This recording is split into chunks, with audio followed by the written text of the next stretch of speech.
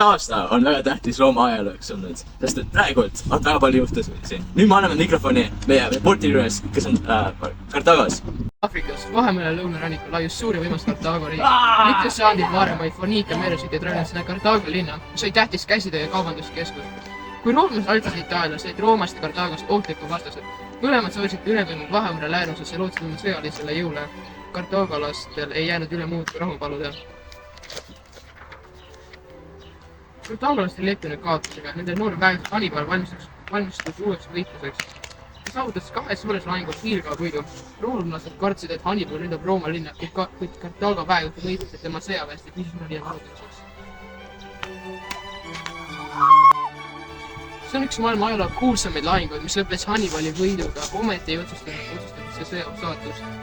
Roomlased kogusid uues suure sõjaväe ja jätkasid võitlust nüüd juba ettevaatlikumalt, hoidudes suurest lahingutest Hannibali vastu. Kartaagolaste olukord Itaalias muutus järjest raskemaks. Kartaagolased said lüüa ja olid sunnitud rahu paluma.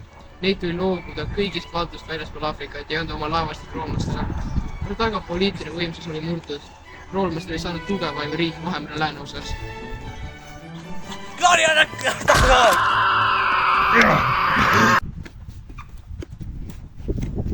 Tere tulemast tagasi kontorisse. Mulle tundub, et meie eelmine reporter Morten Metsis sai surma sõjaväljakul Kartagos. Ma suutsin surnuki ära tagastada, aga kahjuks ta on nüüd surnud. Igatahes, nüüd me peaksime minu pojale Johanile Rooma tänavatele minema ja ta räägib, mis Caesariga praegu juhtub.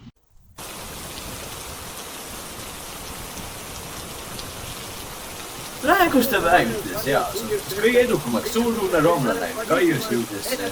Ta valiti konsuliks ja senat andis talle ülesande vallutada Gallia. Selles sõjas näitas Caesar end suurepärase väejuhina. Temast oli saanud sõdurite poolt palavalt armastatud ning vastaste poolt kardetud väejuht. Nüüd pööras Caesar väega oma vaenlast vastu sideriigist ja tungis Galliasse Itaaliasse. Algas kodusena Caesari tema peamiselt konkurentsi Pompeiusega. Pompeius põgenes Itaaliast riigi idapoolsesse aladele uusi vägesid kohtuma. Caesar aga vallutas oma maa, peagi purjetas ta oma legiooniga Itaaliast Kreekasse, kus toimus otsustav lahing 2 kuulsa mõeliste vahel. Pompeiuse väärad said lüüa, ise põgenesid Egiptusesse ja meie ootame järgmine vastust.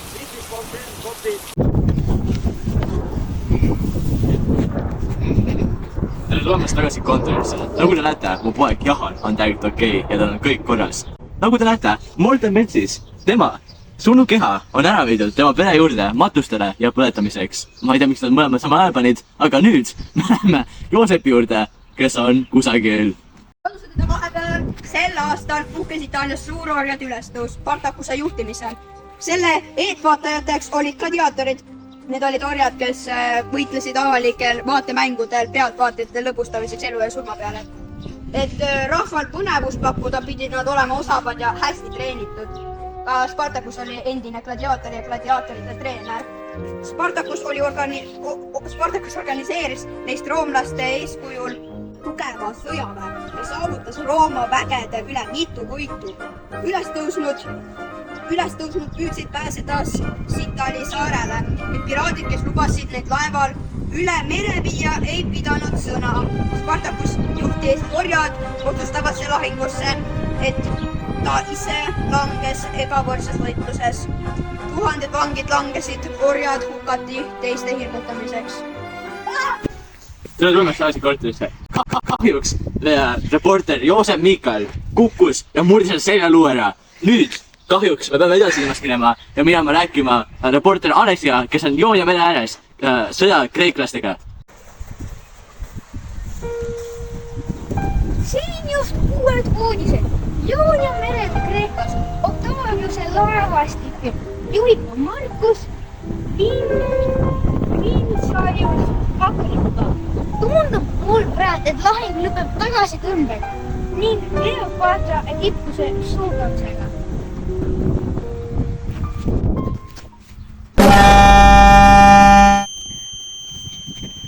Ja nüüd on aeg meie reklaamipausi jaoks.